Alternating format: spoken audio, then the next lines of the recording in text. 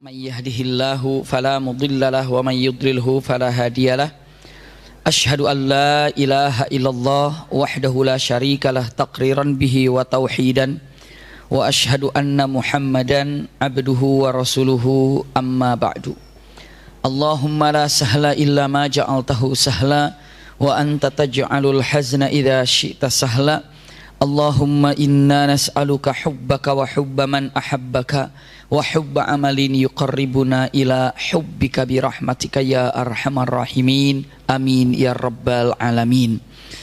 Alhamdulillahirabbil alamin. Mudah-mudahan jumpa kita pada pagi hari ini seluruhnya disertai dengan rahmat dan berkah Allah Subhanahu wa taala. Amin ya rabbal alamin. Kesempatan yang sangat-sangat berbahagia ini insyaallah tidak lama lagi kita akan masuk ke bulan Ramadan. Masyaallah. Rindu bulan Ramadan, semoga kita bisa masuk bulan Ramadan dengan keindahan yang kita rasakan. Ramadan yang sebentar lagi akan tiba, pastikan akan jauh lebih baik daripada Ramadan yang sebelumnya.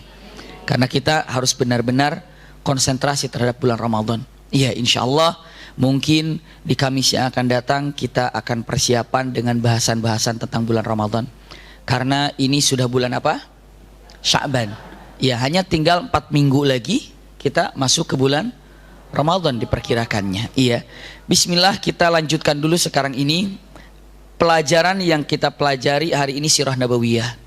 Mudah-mudahan Bunda sebelum ikut dalam Sirah Nabawiyah agar lebih nyambung, Ibu cek sebulan sebelum ini kita belajar tentang khianatu Banu Quraidah. Iya, Ibu cek lagi, tapi kalau Ibu masih ingat, begitu apa yang saya sampaikan hari ini langsung nyambung. Tapi kalau masih belum nyambung, nanti cek di YouTube di judul pengkhianatan atau khianat ya. Iya. Kalau tidak ada kuota, DL. Iya. Apa DL tuh? Derita lo. Subhanallah. Saya lanjutkan, punten. Nah Bunda, akhirnya diputuskan oleh Sa'ad bin Mu'adz, sesungguhnya yang namanya Banu Quraidah yang 700 ini, pengkhianat ini, jujur Bunda, Islam itu tidak mengkhianat, tidak menerima pengkhianat. Islam ini tidak menerima pendusta, Islam ini tidak menerima pengkhianat. Itulah Islam. Pendusta, pengkhianat itu mengerikan dalam syariat Islam. Bahkan ada satu hal yang unik dan lucu. Dalam Al-Quranul Karim ada suratun Naml. Ada surat An-Naml? Apa artinya surat An-Naml? Ternyata terlalu banyak hal kita pelajari daripada keindahan dan kedahsyatannya semut. Ada hal yang unik yang dipelajari tentang semut.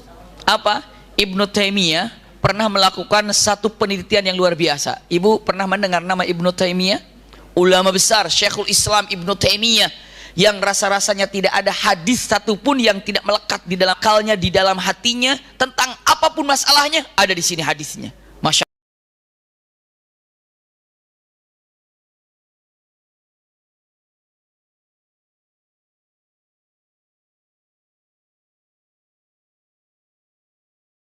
Allah, ya luar biasa ulama. Tapi punten, beliau pernah melakukan penelitian yang luar biasa. Apa penelitiannya? Masalah semut. Gimana? Gini, dia simpan gula disimpan. Setelah gula disimpan, ternyata semut itu ada bagian orang cari makanan. Semut itu, semut bukan orang. Iya, semut bagian cari makanan. Iya, semut itu seekor semut apa satu semut? Ada ekornya semut ya? Iya. Jadi sesemut itu, seekor semut itu, iya, dia jalan, dia temukan gula. Dia bilang, wah ada gula ini, tapi nggak mungkin.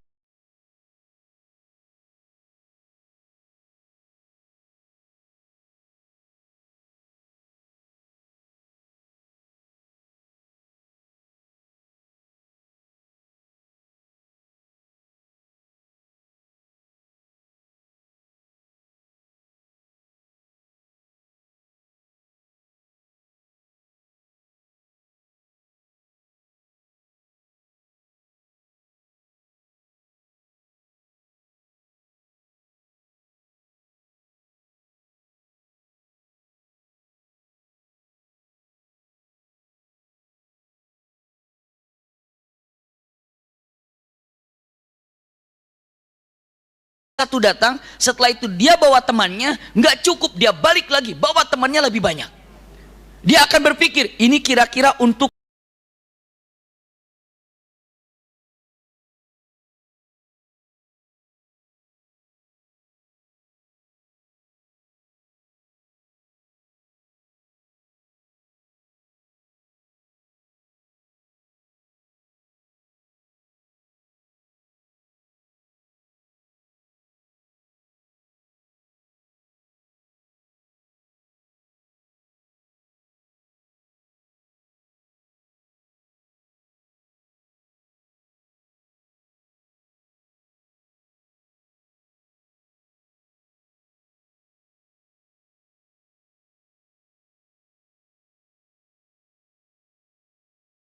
sudah tahu saking cerdasnya. Iya, begitu semut ini dibilang ada gula, ada gula, ada gula. Mungkin bahasanya begitu. Iya, mungkin ibu Abi ngomong bahasa gula. Ini bukan semut saya, ini perumpamaan. Maka semut itu bawa teman-temannya bun.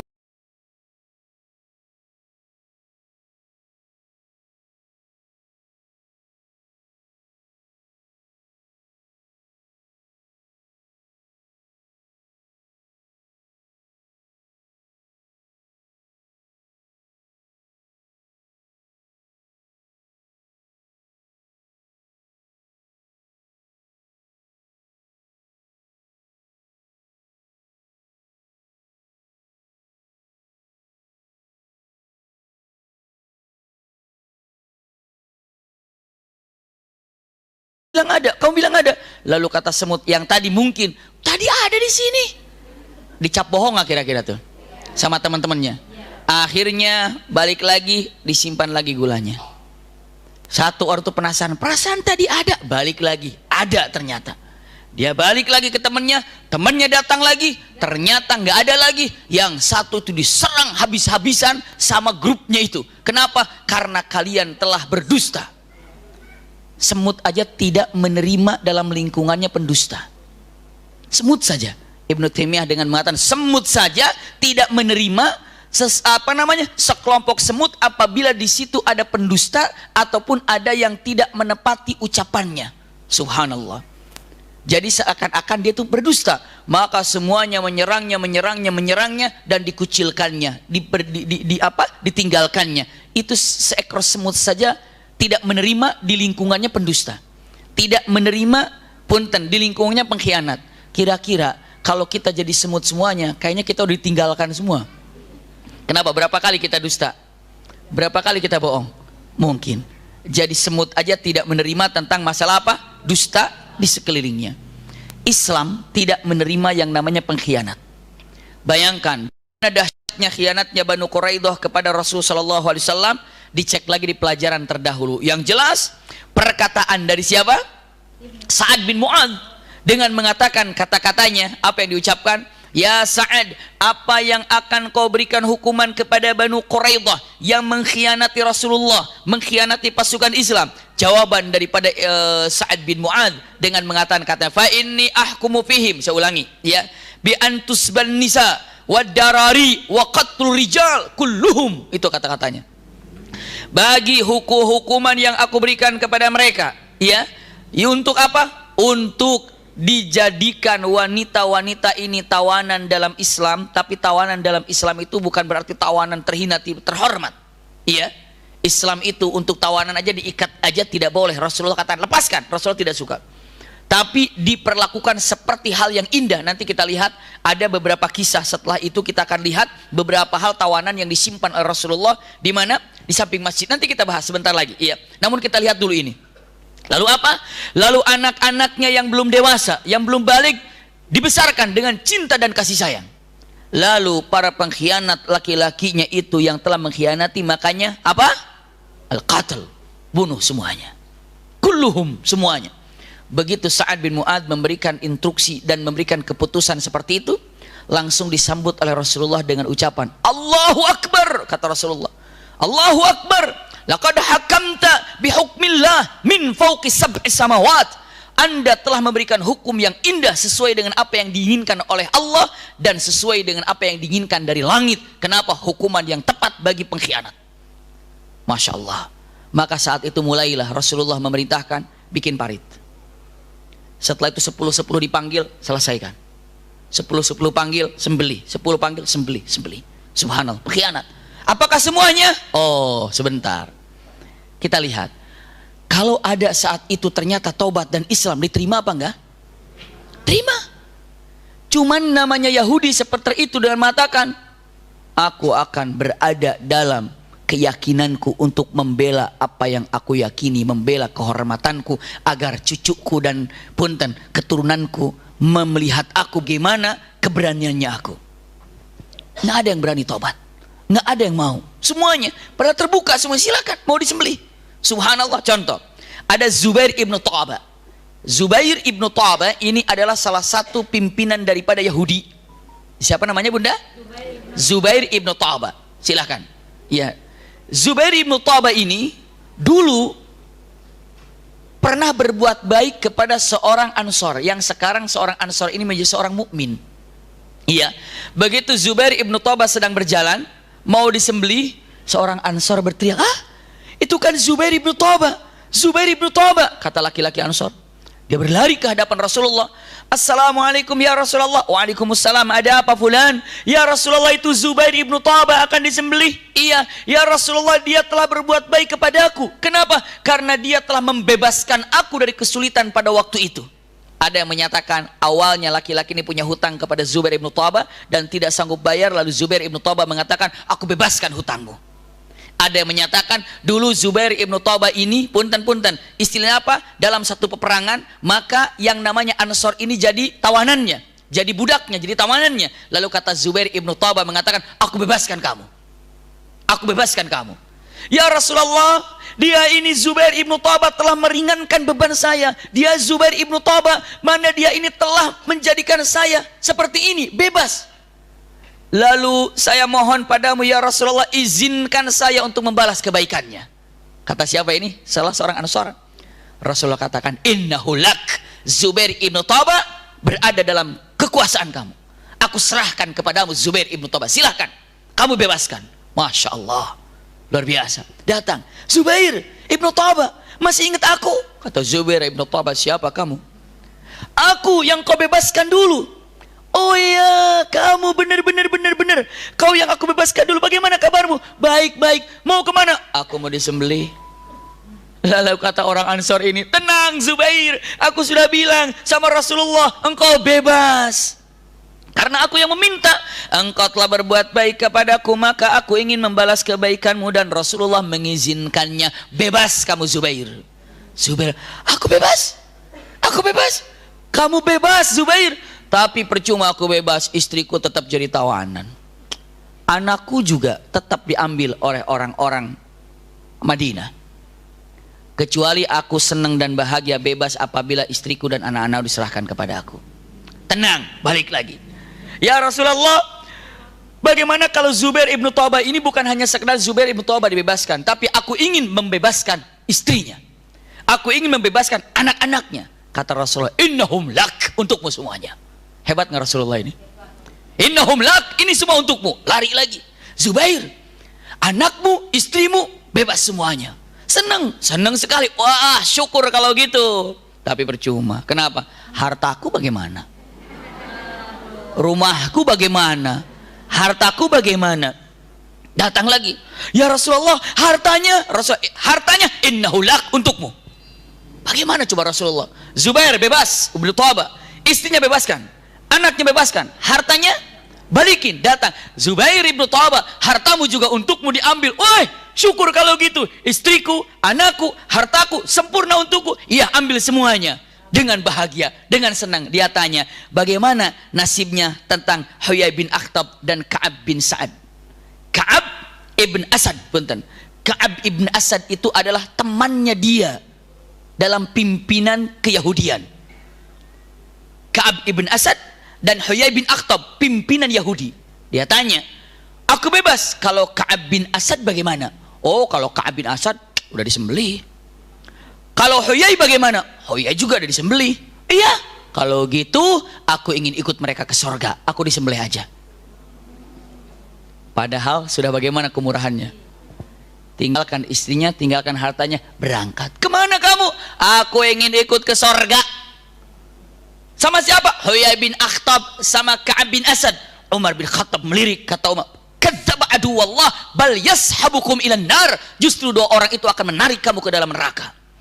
Tapi orang itu hanya ketawa, untukmu Umar, untukku tidak. Dia membawaku ke surga. Datang kecak aja mati. Coba bunda.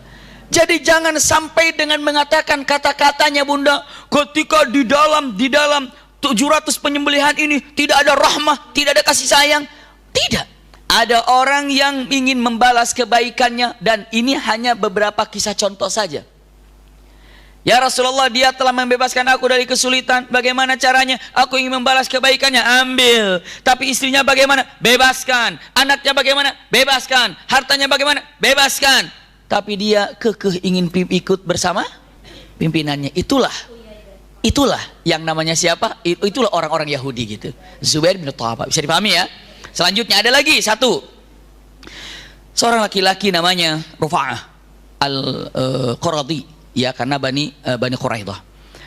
Rufa'ah al-Quradi ini adalah seorang anak muda tapi baru balik. Kan gini, setiap laki-laki yang balik selesai, berarti kalau sudah balik ikut dalam kesalahan, kecuali dia telah datang tidak melakukan kesalahan. Ada salah seorang daripada orang Yahudi ketika mau disembelih datang ke hadapan Rasulullah. Ketika ditarik, laki-laki ini dengan mengatakan, saya ingin jumpa dengan Muhammad. Tapi pas mau disembelih, ada apa? Ingin bicara dulu. Serahkan. Ya Muhammad, aku siap saja diterima untuk disembelih. Tapi ya Muhammad, tolong kau ketahui, yang disembelih itu kan yang mengkhianati tentang perjanjian kan? Iya. Lalu orang itu mengatakan, demi Allah, saya satu orang yang tidak setuju dengan perjanjian itu untuk dilanggar. Waktu mereka sepakat untuk melanggar perjanjian, saya tidak setuju. Dan saya tidak ada di, apakah harus saya juga disembelih? Karena bersatu tempat bersama mereka, padahal hati saya tidak setuju. Bilang kepada Rasulullah. Apa Rasulullah bilang? Kamu bebas. Masya Allah, kamu bebas.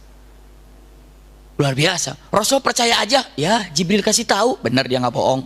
Selesai. Iya. Rasul dan Rasulullah walaupun bagaimana ilmu farasah yang luar biasa bunda. Ilmu farasah yang luar biasa. Kadang-kadang beberapa guru, ulama-ulama kita ketika ngelihat muridnya, ngelihat santrinya, kadang-kadang lagi ada ribut-tergibut, santri itu kiai itu nggak pernah ada masalah apa. Itu hanya variasi saja. Kadang-kadang lihat wajahnya aja. Kamu salah sih. Kadang-kadang nggak usah nggak usah ditanya masalahnya apa. Ibu kalau ngelihat anak sendiri bohong sama nggak bohong, ketahuan nggak wajahnya? Ketahuan. Ibu kalau ngelihat suami sendiri bohong nggak bohong, jangan lanjut. Berlanjut itu mah tidak ya. Tapi bunda kalau ngelihat orang yang sangat akrab dekat sekali, wajahnya bohong nggak bohong, ketahuan nggak kira-kira bunda? Nah Rasul, masya Allah itu adalah luar biasa. Mengetahui ya Rasulullah hanya satu saja orang yang tidak setuju dengan pengingkaran janji. Waktu orang sepakat untuk mengingkari janji, saya tidak setuju ya Rasulullah. Bagaimana? Apakah saya juga perlu disembelih? Padahal saya tidak setuju walaupun saya berada dalam lingkungan mereka. Rasul bilang, kamu bebas. Jadi masya Allah seperti itu kejadiannya. Rufa'ah baru balik.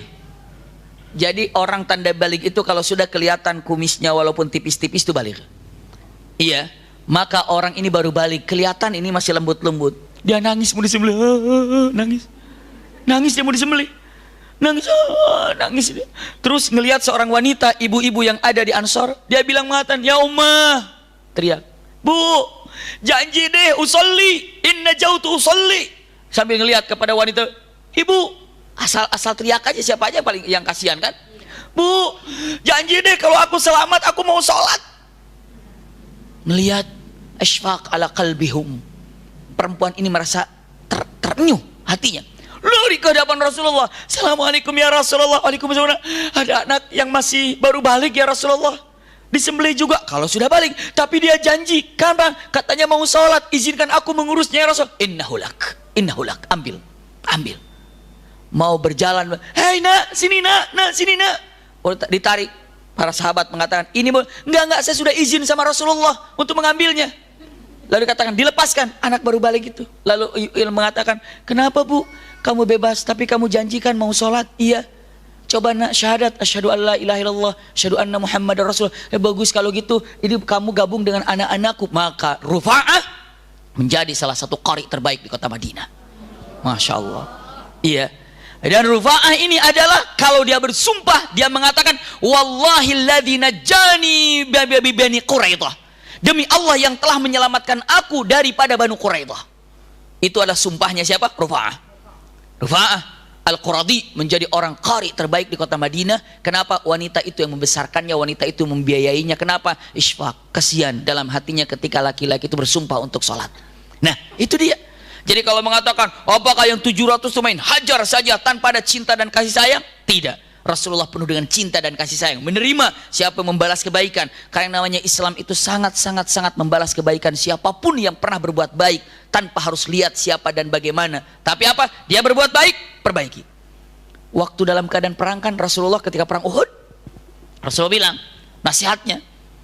Kalian tidak boleh membunuh Abbas. Karena dia berperang dalam keadaan tidak senang. Maksudnya apa? Dia terpaksa untuk datang ke medan perang. Lalu kalian juga tidak boleh membunuh Abul Bukhturi. Padahal Abu Bukhturi itu orang kafir. Tapi Rasulullah bilang, jangan perangi Abul Bukhturi. Kenapa ya Rasulullah? Karena Abul Bukhturi ini adalah salah seorang yang pernah berjasa. Apa? Menandatangani untuk menghancurkan yang namanya pembaikatan. Dulu kan di Madinah, di Mekah, dibaikat kan? Dibaikat. Tidak boleh menjual barang kepada Muhammad dan pengikutnya. Tidak boleh membeli barang dari Muhammad dan pengikutnya agar ekonominya patahkan. Di zaman Rasulullah itu waktu di Mekah. Iya. Lalu apa lagi? Tidak boleh menikahkan siapapun keluarga kepada Muhammad dan pengikutnya. Asli dibaikat, baikat keturunan, baikat makanan. Subhanallah, beberapa tahun seperti itu, kira-kira 4 tahun. Kelaparan. Subhanallah. Nah, Abul Bukhturi ini adalah orang kafir. Tapi dia tidak senang dengan melihat seperti itu. Kenapa? Karena yang namanya apa? Kemanusiaannya tinggi. Lalu Abul Bukhturi mengatakan, saya tidak setuju dengan undang-undang ini. Maka protes Abul Bukhturi. Dan protes Abul Bukhturi akhirnya diterima protesnya. Dibatalkanlah apa?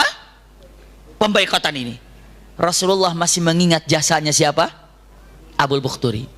Maka Rasulullah katakan, padahal jasanya ada. Padahal lagi perang. Tapi yang namanya Islam tetap untuk apa? Membalas kebaikan. Rasulullah bilang dengan mengatakan, la taqtulu Abul Bukhturi. Jangan kau bunuh yang namanya Abul Bukhturi. Maka para sahabat lagi perang Uhud, perang Badar, begitu ngeliat Abul Bukhturi, Abul Bukhturi pergi. Abul Bukhturi pergi. Yang bingung Abul Bukhturi, mana musuhnya? Cuma jalan-jalan aja di tengah perjalanan perang. Setiap ada orang lari, setiap ada orang lari. Ini ada apa ini? Nih, nggak ada yang lawan. Kalau Sayyidina Abbas sih memang dalam keadaan sangat mencintai Rasulullah, bahkan menjadi seorang mukmin Sayyidina Abbas. Jadi ketika dalam peperangan jalan-jalan aja, nggak ada yang hadang, nggak ada yang apa. Abu Bukhturi kekeh mau perang, tapi nggak ada yang memeranginya. Akhirnya Abu Bukhturi bertanya, kenapa kalian setiap aku lewat kalian pergi? Mereka bilang, karena Rasulullah melarang untuk membunuhmu ya Abul Bukhturi. Kenapa memangnya? Karena engkau telah berjasa kepada Rasulullah ketika meruntuhkan atau menghancurkan, menggugurkan perjanjian yang namanya apa? Pembaikatan itu. Lalu, jadi kalian tidak ada yang mau berperang bersamaku? Enggak ada, karena ini adalah amanah dari Rasulullah. Nah, kalau aku mengejar kamu bagaimana? Aku kabur. Kalau aku kejar lagi, aku kabur lagi. Subhanallah. Maka Abul Bukhturi mengejar orang terus, dikejar-kejar, lari. Akhirnya punten. Orang mukmin ini salah satu sahabat dikejar dan dia sudah nggak bisa bergerak apa-apa lagi. Kenapa? Sudah di pojok. Pedang di sini. Ini gimana lagi? Abul Bukhturi dapat juga kan? Mau dihajarkan, ditusukin sama sahabat ini. Iya. Kenapa? Daripada terbunuh, ditusuk. Begitu terbunuh dia lari ke hadapan Rasul. Ya Rasulullah, maafkan aku. Kenapa aku membunuh Abul Bukhturi? Kenapa? Karena dia membunuhku. Kalau aku diam, aku yang terbunuh. Makanya aku bunuh. Lalu kata Rasulullah mengatakan, tidak apa-apa. Abul Bukhturi begitu ketusuk dua, katanya nggak mau bunuh. Kata sahabat dengan mengatakan, lah kamu bunuh bagaimana lagi? Untuk membela diri silahkan, ya dibunuh. Akhirnya wafatlah Abul Bukhturi. Tapi Rasulullah menghargai tentang punten kebaikan siapapun. Islam itu sangat menghargai kebaikan siapapun yang pernah berjasa kepada kita. Tolong balas balas jasanya, balas kebaikannya. Masya Allah, Islam itu sangat mengenang jasa siapapun. Islam. Termasuk ini tadi Zubair ibnu Ka'ab. Ibnu Tabah, punten, Zubair Ibnu Tabah. Selanjutnya apa lagi? Akhirnya tuntas semuanya. Bunda, selesai, anggaplah 700 begitu ya, yang disembelih gitu ya, anggaplah 700. Walaupun pastinya berkurang karena ada yang minta jasa, ada yang tobat, ada yang apa. Namun selesai semuanya, tuntas semuanya, kembalilah ke rumahnya masing-masing. Masya Allah, sudah selesai, tuntas semuanya. Begitu beberapa hari Rasulullah SAW berada di rumah, ya Rabb, ada suatu hal yang mengerikan sekali, tapi ini adalah mengagumkan. Apa? Didapatinya semacam ada apa namanya? Gempa. Semacam gempa. Tapi suaranya itu Bunda seperti dari atas. Iya, kalau gempa kan di mana? Di bawah. Ini seperti itu. Jadi kalau seandainya ada getaran, kaca yang bergetar. Gitu ya. Ini di atas. Ada apa ini? Gelap. Jibril turun. Assalamualaikum ya Rasulullah. Waalaikumsalam, kata Rasulullah. Ada apa Jibril? Dengan mengatakan, ada apa di bumi ini ya Rasulullah? Jibril tidak tahu. Ada apa di bumi ini ya Rasulullah? Rasulullah menjawab mengatakan, memangnya kenapa? Ihtazza arsyur rahman. Telah bergetar arasnya Allah subhanahu wa ta'ala. Telah bergetar arasnya Allah subhanahu wa ta'ala. Dan langit pun bergetar pastinya. Memangnya kenapa? Siapa yang wafat? Kenapa? Karena malaikat sibuk untuk turun ke bumi menyambut ruhnya. Siapa? Begitu Rasulullah mengecek, ternyata baru wafat Sa'ad bin Mu'adz. Yang tadi menentukan untuk siapa? Menentukan Banu Quraidah. Wafat. Maka dikatakan Sa'ad bin Mu'adz ketika wafatnya adalah yang menggetarkan arasy Allah subhanahu wa ta'ala. Ya Rabb. Ruhnya disambut oleh para malaikat. Kenapa? Menyambut ruh orang yang soleh. Masya Allah Bunda, orang yang soleh mah begitu keluar dari jasad ini, semua malaikat menyerbu dan menyambutnya. Bayangkan Bunda, semua malaikat mengucapkan selamat, semua malaikat menyatakan kekagumannya bagi orang yang soleh. Sampai semua malaikat mengatakan, aduh wangi ini ruhnya siapa? Ini wangi ruhnya siapa? Apa yang membuat dia wangi? Amalan solehnya. Apa yang membuat dia wangi? Amalan soleh yang banyak. Apakah tahajudnya, apakah duhanya, apakah sedekahnya, apa qiraatul Qur'annya, apa ngajinya, apa majelis taklimnya, membuat wangi ruhnya. Sampai para ulama menggambarkan, dalam hadis pun disampaikan, tidak ada satu malaikat pun yang tidak mencium wanginya orang yang wafat, asal wafatnya itu adalah ruhnya orang soleh atau solehah. Semua malaikat mengatakan, ayu rihin hadi, ayu ruhin hadi. Ini wangi apa? Ini ruhnya siapa? Ini wangi apa? Ruhnya apa? Maka dijawab para malaikat mengatakan, terutama malaikat maut, ini ada ruhnya ahli tahajud. Ini ruhnya ahli majelis taklim fulanah namanya. Ini ruhnya ahli sedekah fulanah namanya. Ini ruhnya ahli qiraatul Quran fulanah namanya. Ini ada ruhnya ahli silaturahim fulanah namanya. Silakan Bunda wangikan ruh kita ini dengan amal soleh. Malaikat berebut semuanya. Masya Allah, terus datang. Ya Rabb, punten, andalkan amalan kita yang bisa kita andalkan apa? Walaupun yang lainnya kita kerjakan.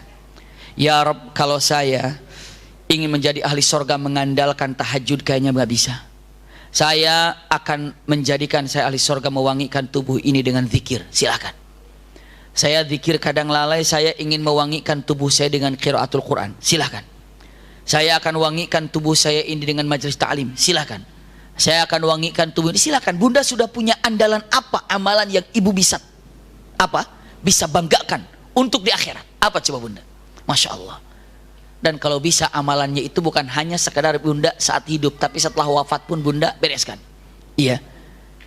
Jadi ada 7 amalan, yang mana 7 amalan itu akan terus saja mengalir kepada Bunda walaupun Bunda sudah wafat. Apa 7 amalan itu? Besok di Trans TV lihat.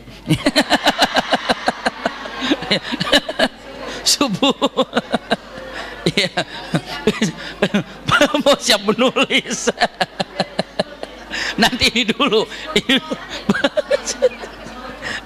Iya, nanti kita lanjutkan dulu. Ya, saya lanjutkan. Iya. Jadi riuh, jadi sampai benar tadi barusan. Sa'ad bin Mu'adz, Masya Allah. Jadi wangi ruhnya, ayu ruhin hadi, sampai semua mencium wanginya, semua mencium wanginya. Bunda punten, begitu jenazahnya diangkat, semua para sahabat pada ngelirik-lirik gini. Ibu punten, kalau ada yang kaget, misalnya ibu lagi gini kaget, tiba-tiba dengan mengatakan, misalnya saya lagi jalan gitu, lagi jalan, tiba-tiba apa ya, sorban saya, kalau sorban masih bisa, itu sorban gitu kan. Tapi kalau misalnya uang pluk jatuh gitu, ibu kan ibu perlu juga nih, bilang jangan. Akhirnya pada lirik, teman-teman ibu pada ngelirik-lirik nih. Itu saking apa namanya? Lirik-lirikan. Lirik-lirikan. Ambil nggak? Bilang apa nggak? Lirik-lirik. Nah ini sahabat begitu ngangkat jenazahnya Sa'ad bin Mu'adz, para sahabat lirik-lirikan. Lirik-lirik sama yang ngangkat. Kenapa? Karena ringan. Ringan. Nggak ada apa-apanya. Pada Sa'ad bin Mu'adz besar, tinggi, tapi begitu diangkat ringan sekali. Sahabat tahu, para sahabat saling melirik-lirik dengan pertanyaan, aneh, kenapa? Rasul jawab, lastum alladzi rafa'tum bal rafa'ahu Allahul malaikah. Bukan kalian yang mengangkat, tapi malaikat yang mengangkatnya. Masya Allah. Sampai bunda malaikat aja ikut ngangkat. Malaikat aja ikut ngangkat. Bunda yang solehah ini, Masya Allah, dengan amalan yang banyak, maka tidak mustahil malaikat yang mengantarkannya ke kuburan. Ya Rabb. Tidak mustahil malaikat yang menjemput ibu ketika ruhnya keluar dari jasad ini. Tolong bunda, usikum wa iyaya nafsi bitaqwallah. Maksud apa? Maksudnya adalah kesempatan kita hidup di muka bumi ini, jadikanlah fans bunda itu adalah malaikat. Malaikat yang senang kepada bunda. Nggak usah manusia yang dibikin senang. Manusia mah Allah senangnya juga mungkin karena. Tapi kalau Allah dan malaikat suka karena amal soleh, bunda, punten. Sekarang saya tanya bunda, orang kaya bisa zikir, orang miskin bisa zikir? Bisa. Subhanallah. Apa coba? Orang kaya bisa sholat, orang miskin bisa sholat? Bisa. Orang kaya bisa baca Quran, orang miskin bisa baca Quran? Bisa. Orang kaya bisa sedekah, orang miskin bisa bersedekah? Bisa. Dengan apa? Berbuat amal baik aja. Senyuman, bahagiakan orang. Masya Allah. Sedekah itu umum. Makanya kita ini bertanggung jawab dan bisa melakukan sesuatu apapun sesuai dengan kemampuan kita. Raihlah sorga dengan kemampuan masing-masing bunda. Menjadi dokter, raihlah sorga dengan kedokterannya. Jadi insinyur, raihlah sorga dengan insinyurnya. Bunda, punten. Sampai punten-punten bahasanya, jadi tambal ban, jadilah raih sorga dengan menjadi tambal bannya.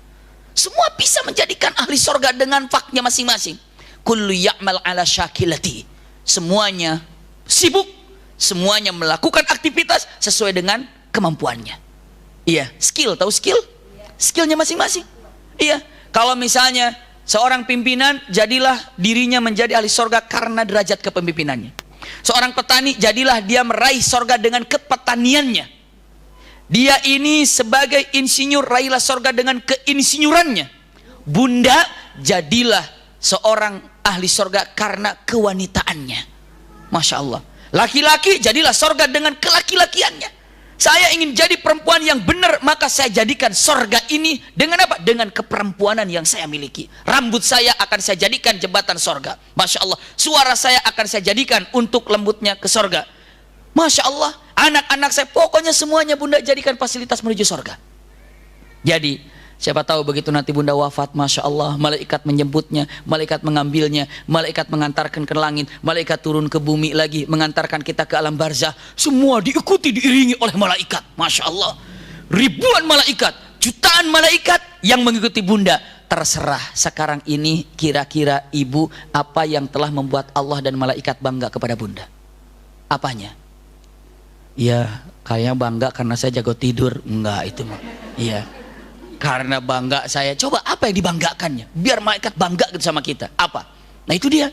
Kalau dibangga manusia, bukan tidak perlu. Tapi apa? Punten-punten. Yang lebih penting dan sangat diperlukan bagaimana Allah suka dan bangga kepada kita. Sa'ad bin Mu'adz, ihtazza asyur rahman. Diangkatnya lemah sekali. Maksudnya apa? Ringan sekali. Sampai dimasukkan ke liang lahat. Masya Allah, itu siapa? Sa'ad bin Mu'adz. Ya Rabb, indah sekali. Selanjutnya, ini kejadian-kejadian terpenting. Iya. Setelah itu bunda, perang Khandaq kan gagal. Semua orang kafir datang tapi nggak dapat apa-apa kan? Pada balik lagi kan? Ini ada dendam kesumat. Siapa? Uyainah bin Husn. Uyainah ibn Husn dengan mengatakan kata-katanya. Tapi sebelumnya saya sampaikan ke Uyainah ibn Husn. Perhatikan bunda baik-baik. Ketika perang Khandaq, Rasulullah kan diserang dengan berbagai macam kabilah kan? Kabilah semua bersatu kan? Ya bunda ya? Nyambung. Menyerang ke Madinah tuh. Setelah itu apa? Diacak-acak oleh Allah Subhanahu wa taala dengan syariat beberapa hal. dengan Unais sahabat Rasul juga ada angin yang sangat dahsyat, kaburlah mereka, ya kan? Mereka nol, nggak dapat apa-apa. Siapa? Mereka Ahzab ini, pasukan Ahzab ini nggak dapat apa-apa. Kabilah udah pulang ke rumahnya, kabilah ini sudah pulang ke kabilahnya, sudah pulang ke kabilahnya, sudah pulang ke kabilahnya. Tapi Rasulullah menyimpan catatan mereka yang telah menggempur Madinah. Ada nggak catatannya Rasulullah? Tahu siapa yang telah menggempur Madinah pada waktu itu? Siapa saja? Bani Fulan, Bani Fulan, Bani Fulan, Bani Fulan. Bagusnya mereka yang telah menyerang ke Madinah dibiarkan apa dikasih pelajaran? Kasih pelajaran apa biarin? Kasih pelajaran. Kalau dibiarin, apa yang terjadi buat mereka? Mereka akan bilang, bikin bersatu lagi yuk, nyerang lagi yuk, pulang lagi yuk. Rasulullah bilang, siapa yang telah menyerang kita semuanya, kita kasih pelajaran satu-satu. Kumpulkan pasukan. Muhammad bin Maslamah berangkat ke Qarta. Banu Qarta adalah salah satu banu yang menyerang kita. Pelajari dan kasih pelajaran. Berangkat Muhammad bin Maslamah. Masya Allah. Iya. Siapa Muhammad bin Maslamah? Muhammad bin Maslamah ini adalah salah seorang sahabat yang diberikan gelar oleh Rasulullah SAW dengan kata-katanya, Muhammad bin Maslamah ka'alfi rajulin. Laki-laki satu ini kekuatannya seperti 1000 laki-laki. Masya Allah. Ini namanya Muhammad bin Maslamah. Maka saat itu Rasul mengutus Muhammad bin Maslamah dengan 200 pasukannya. Untuk apa? Ke Qarta. Sesampainya di Qarta, ternyata orang Qarta udah pada tahu. Kenapa? Wah, pasti diserang ini. Pasti dikasih pelajaran, pada kabur duluan. Udah sirna di Qarta ini. Muhammad bin Maslamah tinggal di Qarta beberapa lama, sehari, 2 hari, 3 hari, nggak ada, pulang. Pulang. Subhanallah, dalam perjalanan pulang Muhammad bin Maslamah, nah ini pentingnya nih. Ke Qartanya sih nggak terlalu banyak cerita, tapi pulang di situ ada seorang laki-laki lagi tertidur. Lagi tertidur nyenyak ini, nggak jauh daripada Qarta. Muhammad bin Maslamah kan, kalau seandainya saya lagi berjalan dalam satu tempat, ya, pas saya nyampe ke kawasan Cinere, misalnya ini Tandus, tiba-tiba ada orang yang tertidur di Cinere, langsung saya akan bilang, mengatakan kamu Cinere, karena tidur di Cinere. Padahal belum tentu orang yang tidur di Cinere itu orang Cinere. Langsung Muhammad bin Maslamah mengatakan, siapa yang tidur ini? Tangkap, tangkap. Begitu ditangkap, kaget karena laki-laki itu ditangkap. Ditanya, mengatakan, kamu dari mana? Laki-laki nggak jawab. Mau kemana? Nggak jawab. Daripada ribet-ribet ditanya mau kemana nggak jawab, dari mana nggak dijawab, bawa aja jadi tawanan. Kemana? Ke Madinah. Kenapa dia tidak mau jawab siapa dirinya dan mau kemana dirinya? Karena ini orang penting. Kalau disebut namanya, orang pasti udah pada tahu. Ini orang penting. Iya, makanya siapa tahu dilepasin, pura-pura gila kan lepas kan? Gampang. Iya, iya. Kalau sama kamu, pura-pura aja dilepasin aja. Begitu belok, dibunuh aja orangnya gitu. Punten. Bisa saja, tapi dia nggak jawab. Mau kemana? Diam. Siapa nama? Nggak diam, nggak jawab. Akhirnya kata Muhammad bin Maslamah, udah, bawa aja. Kemana? Ke Madinah. Bawa ke Madinah. Dalam keadaan baik-baik dibawa ke Madinah. Sampai di kota Madinah, Rasulullah berjumpa dengan Muhammad bin Maslamah. Ya Muhammad bin Maslamah, apa yang terjadi dalam perjalanan? Ya Rasulullah, sesampainya kami ke Qarta nggak ada orang. Kenapa mereka kabur semuanya? Lalu Rasul bertanya, mengatakan, terus selama dalam perjalanan saya menemukan seorang yang lagi tidur, nggak tahu siapa itu, tapi dijawab, nggak jawab-jawab. Saya tanya dari mana, nggak jawab. Siapa namanya, nggak jawab. Tuh ada di belakang tawanannya. Coba bawa ke sini. Begitu datang orangnya, Rasul, Allahu Akbar, kata Rasulullah. Allahu Akbar, kalian tahu orang ini? Kalian tahu orang ini? Nama terkenal, nggak tahu wajah. Bisa dipahami bunda? Makanya kalau ada orang-orang punten tanpa merasa hormat, kadang-kadang iya, mungkin ini hanya curhatan sedikit aja. Kalau saya belanja misalnya kemana, tiba-tiba tukang dagang, kemana aja nggak pernah datang ke sini belanjanya, padahal baru sekali saya ke situ. Iya, mungkin dia pernah ngelihat saya di mana gitu. Dia bilang, kemana aja? Udahlah, ya maaf nih, muter-muter ke sana kemari. Kali-kali udah sering belanja, kemari lagi. Iya. Saya bilang, Umi nanya, emang pernah kemari? Belum pernah sih. Karena mungkin wajahnya agak sedikit kenal. Nah, kalau dulu nggak ada apa, jadi nama itu terkenal, tapi wajah tidak kenal. Tapi Rasulullah tahu dong. Siapa kasih tahu? Jibril, Sumama ibnu Utsal. Begitu dibilang dengan matang, katanya Sumama ibnu Utsal, ini Sumama ibnu Utsal. Baru ditanya dengan matang, Sumama ibnu Utsal ya Rasulullah, iya, ini adalah ketua Sayyid min Sadati Banu Hanifah. Bahkan ini adalah nomor pertama dari orang-orang terpenting di Bani Hanifah. Sekarang saya tanya, atau ibu nanya, kalau saya nanya ibu pasti nggak tahu. Iya. Ibu tanya, emang itu Banu Hanifah itu siapa? Banu Hanifah ini ada pemasok makanan ke kota Mekah. Pemasok makanan ke kota Mekah, gandumnya, semua makanan itu dari Banu Hanifah. Ketuanya sekarang ketangkap. Rasulullah bilang, simpan penjarakan di samping masjid. Jadi penjaranya di samping masjid. Sumamah ibnu Utsal di samping masjid. Dan Masya Allah, di samping masjid nih Sumamah ini, tiap pagi ngelihat orang baca Quran, dengar baca Quran. Zuhur ngelihat orang para sahabat ngumpul di masjid.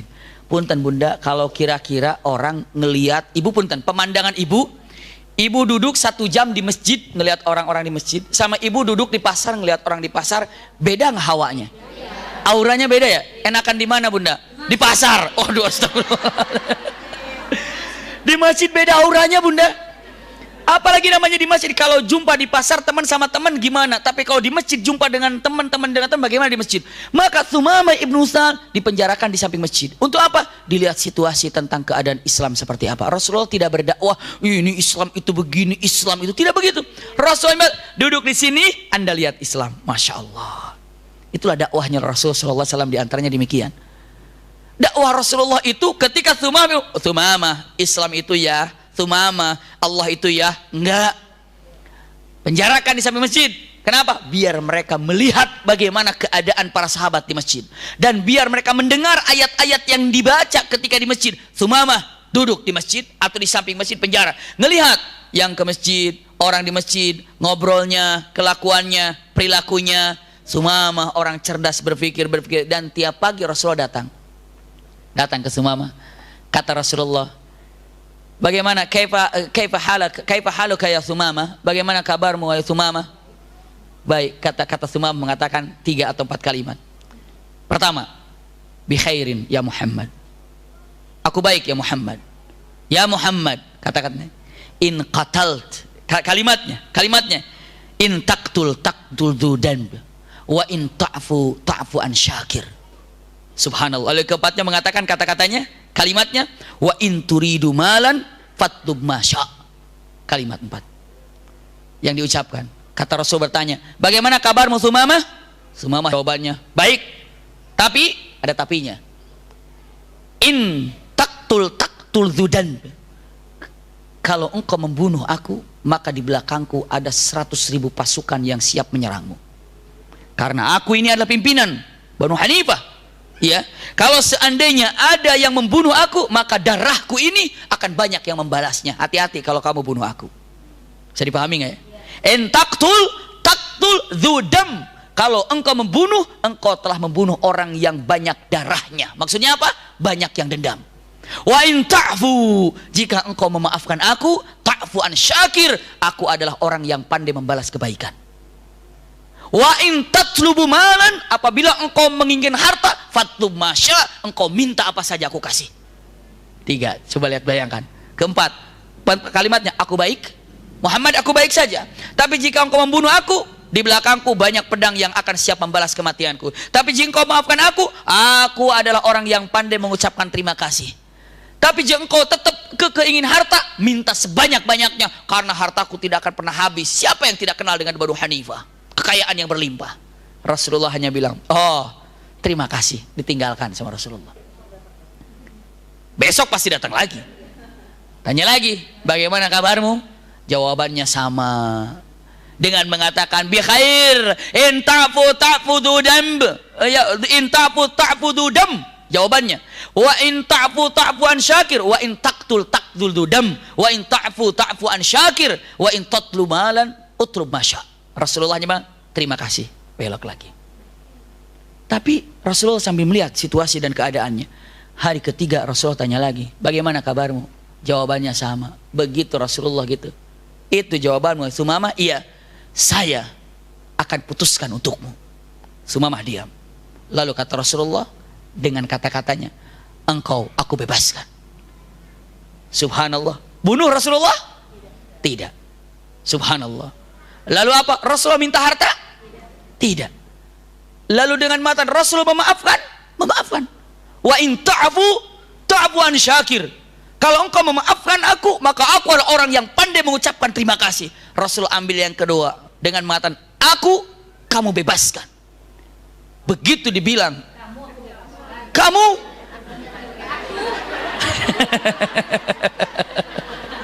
saya sengaja masih ada yang perhatiannya. Lagian ibu tadi mau ngeliat dia, tahu ngeliat ini apa ngeliat ini apa ngeliat mana? Entabu dikatakan ya dengan mengatakan kamu iya bukan kamu aku bebaskan. Tadi saya ngomong apa?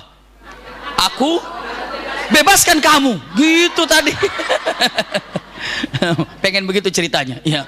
Aku bebaskan kamu atau kamu aku bebaskan. Begitu dibilang kamu aku bebaskan, apa yang dilakukan oleh Sumamah ibnu Utsal? Dia kaget karena dosanya cukup banyak.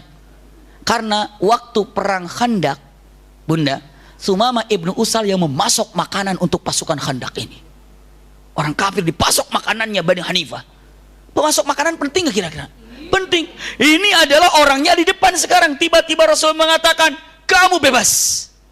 Masya Allah. Lalu dengan Utsal dia bilang sambil melihat Rasulullah, aku bebas, kamu aku bebaskan. Masya Allah. Lalu apa yang dikatakan Sumamah ibnu Utsal? Ya Muhammad, demi Allah, tidak ada wajah yang paling aku benci di muka bumi ini kecuali wajahmu. Tapi itu dulu. Tapi itu dulu. Sekarang tidak ada wajah yang aku cintai kecuali wajahmu.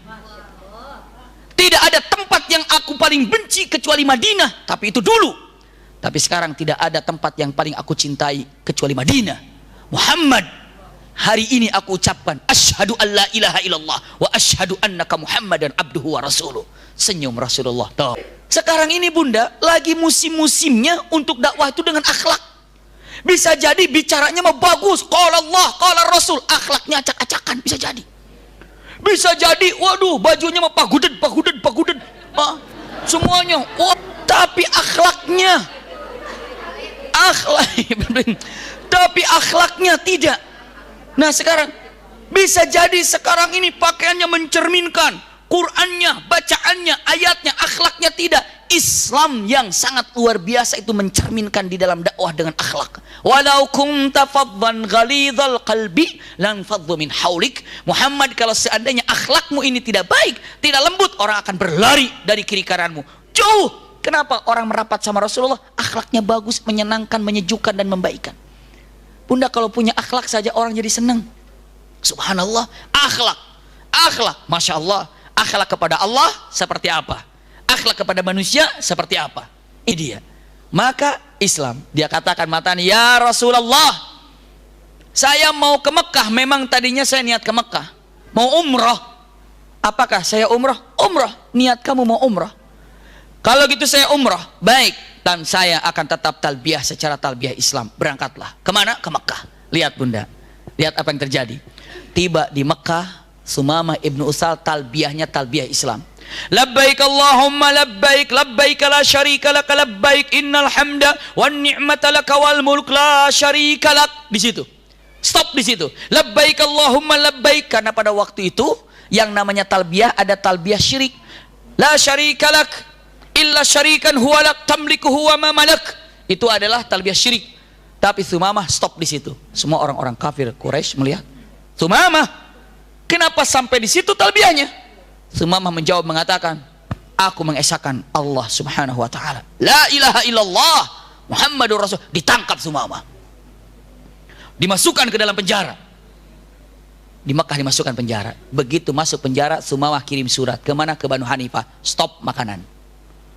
Biarkan Mekah kekurangan makanan. Stop di sana. Makanan gak masuk. Makanan gak datang. Makanan gak masuk. Akhirnya kata orang-orang kafir Quraisy, termasuk Abu Sufyan, Sumamah, kata Abu Sufyan, lepaskan lagi makanan untuk ke kota Mekah. Apa dijawab oleh Sumamah ibnu Utsal? Saya tidak akan pernah membebaskan makanan dari tempat kami untuk menuju ke Mekah. Lalu kata Abu Sufyan dan para pengikutnya mengatakan, kalau gitu kamu aku bebaskan, biar kamu bisa membebaskan makanan dari sana. Apa kata Sumamah? Lihat bunda, perhatikan baik-baik. Kata Rasulullah SAW, kata Sumamah, demi Allah, engkau bebaskan aku, engkau tidak bebaskan aku, makanan dari Banu Hanifah tidak akan sampai ke Mekah kecuali kamu minta izin sama Rasulullah. Masya Allah. Sumamah Islamnya belum lama tapi menunjukkan keagungan Islam. Anda ingin mendapatkan makanan dari mana? Dari Banu Hanifah, izin sama Rasulullah. Kalau Anda minta izin sama Rasulullah, boleh. Kalau kata Rasulullah oke, oke. Rasulullah bilang enggak, enggak. Masya Allah, mengemis-ngemis ke kota Madinah. Gantian. Datang, ya Muhammad, kami adalah saudaramu, kami adalah familimu. Terus bagaimana? Ya Muhammad, baiknya kami ini bagaimana? Ya Muhammad, tolonglah makanan dari Banu Hanifah dikirim. Loh, kok aku yang berkuasa? Bukan aku Banu Hanifah. Kan ada siapa? Sumamah ibnu Utsal. Sumamah ibnu Utsal menyerahkan semuanya kekuasaan kepadamu ya Muhammad. Allahu Akbar, kata Rasulullah. Sumamah ibnu Utsal, Allahu Akbar, memberikan kekuasaan. Rasulullah senyum mengatakan, hari ini lihat bagaimana yang namanya Quraisy yang mengusir kita, ya, yang mencaci kita. Lalu apa? Yang memperdayakan kepada kita. Hari ini harus mengemis, minta dibuka makanan. Lalu kata Rasulullah, katakan, sampaikan ke Sumamah, buka makanan. Maka dibukakanlah makanan oleh Sumamah ibnu Utsal. Mekah sekarang ekonominya tergantung Madinah. Masya Allah, luar biasa. Bisa dipahami bunda ya? Luar biasa. Ini terjadi kepada Sumamah ibnu Utsal. Ada satu kisah yang luar biasa. Apa? Yang namanya, yang tidak berhasil untuk mengalahkan kota Madinah. Waktu di perang Khandaq ada yang namanya Uyainah bin Husn. Kata Uyainah, kita kumpulkan pasukan, habis itu apa? Kita curi pasukan, kita masuk ke kota Madinah, tapi jangan nyerang, kita curi ternaknya saja. Pagi-pagi di kota Madinah, Uyainah bin Husn datang dan mencuri kambing, mencuri apa, berlari semuanya. Termasuk begitu dicuri pada kejadian itu termasuk dengan perang hutan. Karena mereka orang kafir masuk ke hutan, mencuri makanan-makanan, ternak-ternak orang mukmin, dibawa ke tempat mereka, Ghatafan, iya. Dan Rasulullah sempat mengejar ke sana, perang Ghabah, dan ada seorang wanita yang ditawan peternak atau tukang kebun oleh siapa? Uyainah bin Husn. Dan wanita ini punten dijadikan tawanan di tempat Uyainah bin Husn. Dan wanita itu malam-malam melihat untanya Nabi Muhammad. Lalu dia naik ke untanya Nabi Muhammad dengan mengatakan, wahai unta Muhammad Rasulullah, bawa aku pulang. Maka unta itu jalan pulang ke rumahnya. Dan subhanallah, akhirnya sampai ke Madinah, tapi dia nazar. Nadarnya, unta tenang ya, kalau kamu bawa aku nanti ke Madinah, aku sembelih kamu nanti. Nadarnya gitu.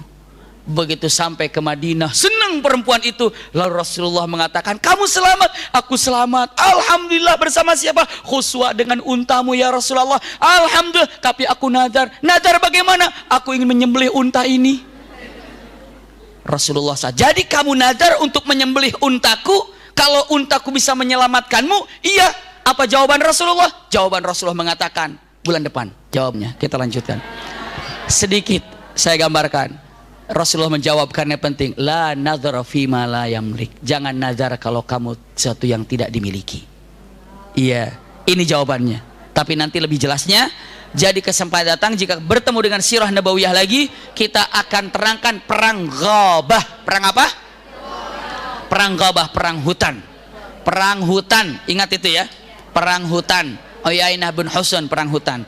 Insya Allah bunda, apa yang disampaikan ada manfaatnya. Kehadiran kita makjur insya Allah subhanahu wa ta'ala. Mohon doa untuk almarhum Bapak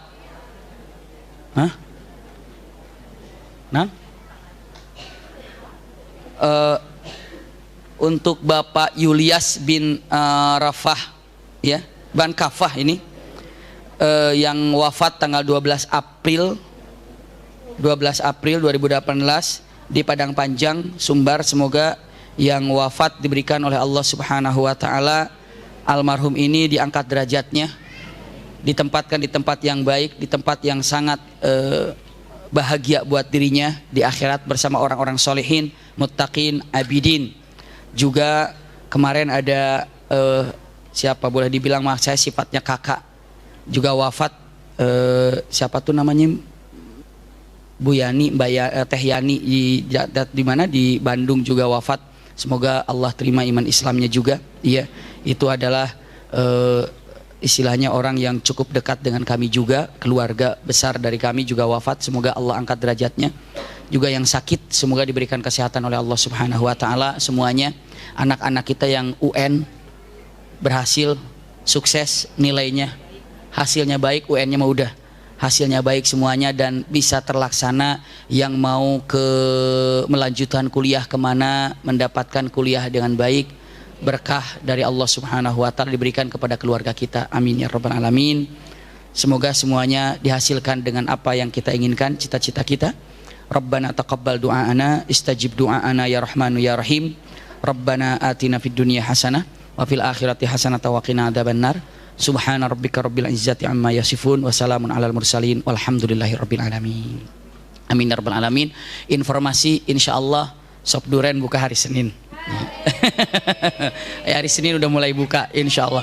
Hari Senin udah kah insyaallah. Terima kasih ya. Assalamualaikum warahmatullahi wabarakatuh. Sama-sama kita tutup dengan kafaratul majlis. Subhanakallahumma wa bihamdika asyhadu an la ilaha illa anta astaghfiruka wa atubu ilaika walhamdulillahi rabbil alamin. Setiap Sabtu malam